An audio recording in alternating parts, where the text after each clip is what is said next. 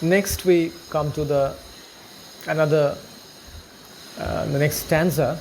The applause of listening senates to command, the threats of pain and wind to despise, to scatter plenty o'er a smiling land, and read their history in a nation's eyes.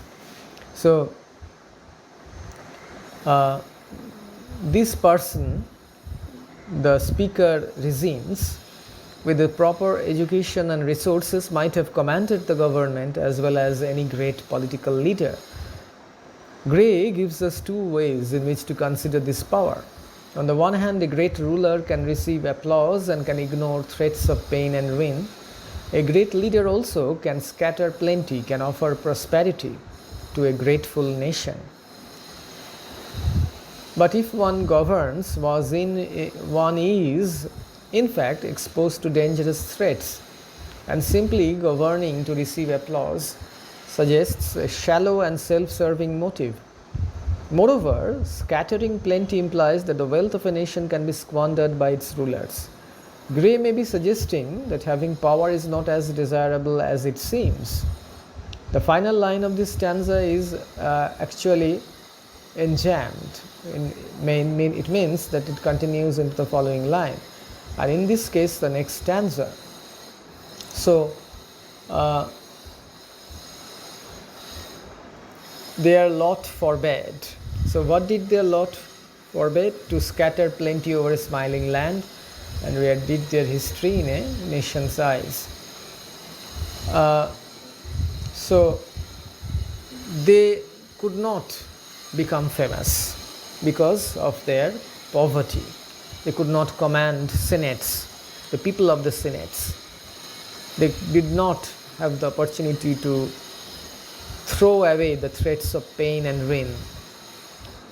They could not help their countrymen and look at the prospering nation through the eyes of their countrymen. Their lot forbade, nor circumscribed alone their growing virtues, but their crimes confined, forbade to wade through slaughter to a throne, and shut the gates of mercy on mankind. So he's saying that the first line of this stanza continues the thought of the previous enjambed line. It abruptly reminds us that the impoverished conditions of the poor forbade them from becoming great rulers. Gray underscores the abrupt shock of this idea by abruptly interrupting the flow of the line with a caesura. Building on the idea of the previous stanza, the speaker notes that if poverty prevented the country laborers from acquiring the virtues of great and powerful people, it also prevented them from committing the crimes often associated with those people, and especially with those people who hold political power. In particular, it prevented them from engaging in the bloody activity associated with the British Civil War. So,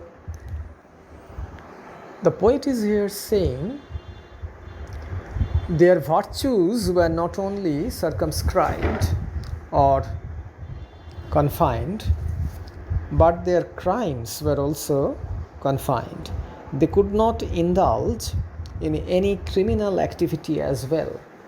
Forbade to wade through slaughter to a throne. So they did not have to kill people in order to gain the throne. What happened in the British Civil War, and shut the gates of mercy on mankind. So by doing that, they would have shut the gates of mercy on mankind. They would have been extremely cruel. They would have shown no mercy to the opposition. So they did not do this. Obviously, their destiny did not allow them to do this. The struggling pangs of conscious truth to hide, to quench the blushes of ingenuous shame, or heap the shrine of luxury and pride with incense kindled at the muse's flame. So here he says that because these farm laborers were not in positions of power, the speaker reasons, they never had to ignore their own consciences, nor did they sacrifice their artistic talents, the gift of the muse, to luxury or pride.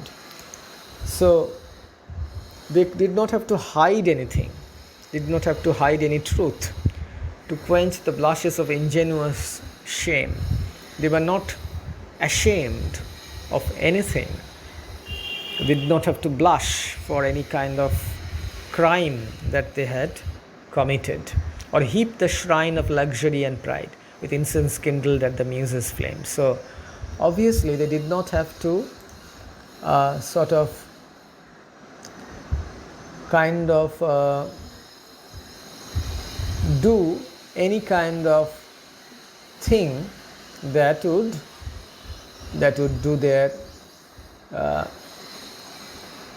that would lead to some kind of bad activities. And they did not sacrifice their artistic talents, the gift of the muse, to luxury or pride. They were not proud, and they did not lead luxurious lives. Far from the madding crowd's ignoble strife, their sober wishes never learned to stray along the cool sequestered vale of life. They kept the noiseless tenor of their way. So the speaker continues his praise of the simple life of common people. They are far from the madding crowd of city and political life.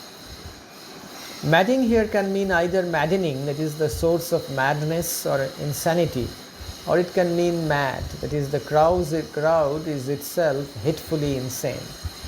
In either case, the common country people were removed from this insane world. As a result, they never strayed into the immoral acts of the powerful. Instead, they kept steadily to their simple but meaningful lives. So, they did not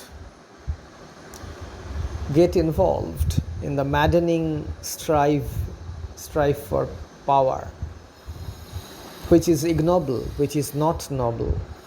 Their sober wishes never learned to stray. They did not stray from their natural surroundings. Along the cool sequestered vale of life. Sequestered means segregated. They are living their lives in peace and harmony, and they kept the noiseless tenor of their way. So they lived their lives noiselessly without any kind of attempt at grabbing power or indulging in any kind of ignoble activity.